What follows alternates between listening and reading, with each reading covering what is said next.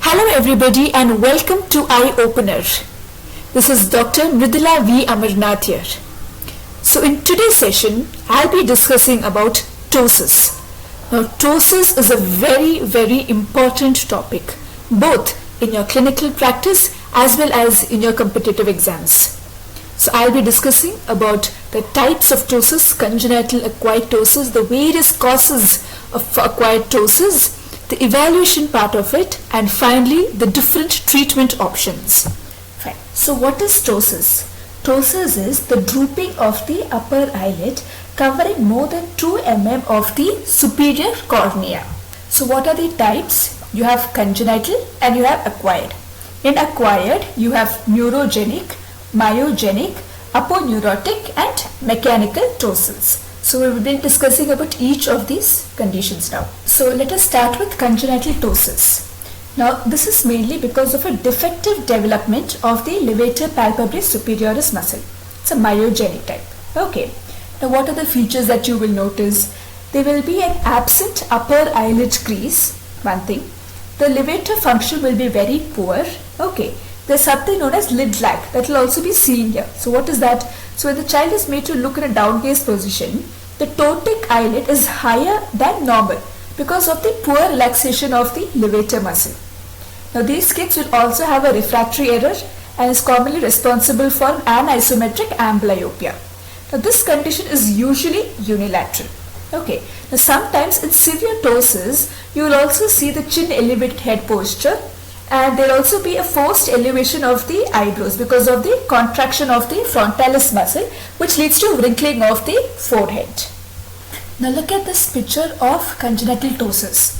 See, like I said, it is unilateral, and you see there is absence of the lid crease. Okay. Now coming to the treatment part of it.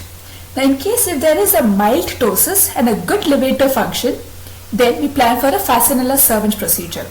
If there is a moderate ptosis and a fair levator function, then we go for a levator resection surgery or a Blaskowitz surgery. Now if there is severe ptosis and a poor levator function, then we plan for a frontalis sync surgery. Now the levator function assessment I will be talking to you a little later. Okay. So next, coming to the complications. One is you have blepharophimosis syndrome. Now what is this? It is nothing but congenital ptosis along with blepharophimosis. Now what is blepharophimosis? You should know that it is the horizontal shortening of the palpebral aperture. Okay, so in this syndrome you have congenital ptosis plus blepharophimosis plus epicanthus inversus and telecanthus. 4 things. The next is you will have hypotrophia. Now why? It is because of the superior rectus muscle weakness. Then you will also have Marcus-Gunn jaw winking syndrome. Now what is this? It is the retraction of the ptotic eyelid when there is stimulation of the ipsilateral pterygoid muscle of mastication. So what happens is when you ask the child to open the mouth, the droopy eyelid just retracts backward. Okay, that is phenomenon is called as Marcus-Gunn jaw winking syndrome. Fine, so have a look at this image. So the first picture you see that the eyes drooping. Okay, but when the child opens the mouth, the droopy eye slightly retracts backward. Now this is, like I said, it's a Marcus-Gunn jaw winking syndrome. Now why is this? It is because of the trigeminal nerve and the oculomotor nerve synkinesis.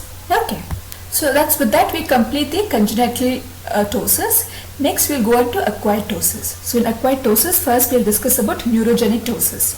Now what are the causes? It could be because of a third cranial nerve palsy, Horner syndrome, or a third nerve misdirection, or multiple sclerosis. Okay. And what is the treatment option? Treatment option is you can do a LPS resection, or in case if it is a Horner syndrome, then we can plan for a Fasanella servant operation. Next, coming to myogenic cause.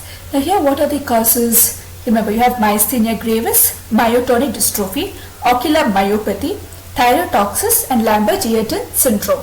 And the treatment over here would be a LPS resection or a sling surgery. Next, coming to aponeurotic ptosis. Now here it is because of the disinsertion of the levator aponeurosis, or it could be the involutional type. Now this is the most common type.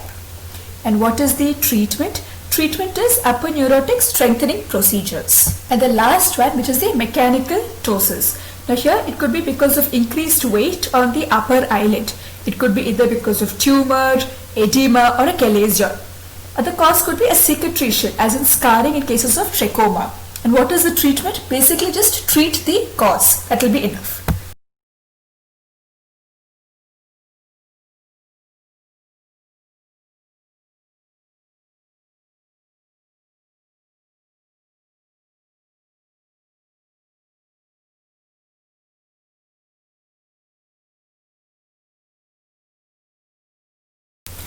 So we've discussed about congenital ptosis and acquired ptosis. In acquired ptosis, we've discussed about neurogenic, myogenic, aponeurotic and mechanical ptosis, their etiology and their treatment. Fine. So now let's go to the clinical evaluation. So the first one is palpebral fissure height. Now what is this? This is the distance between the upper eyelid and the lower eyelid margin. Normally it is 9 mm.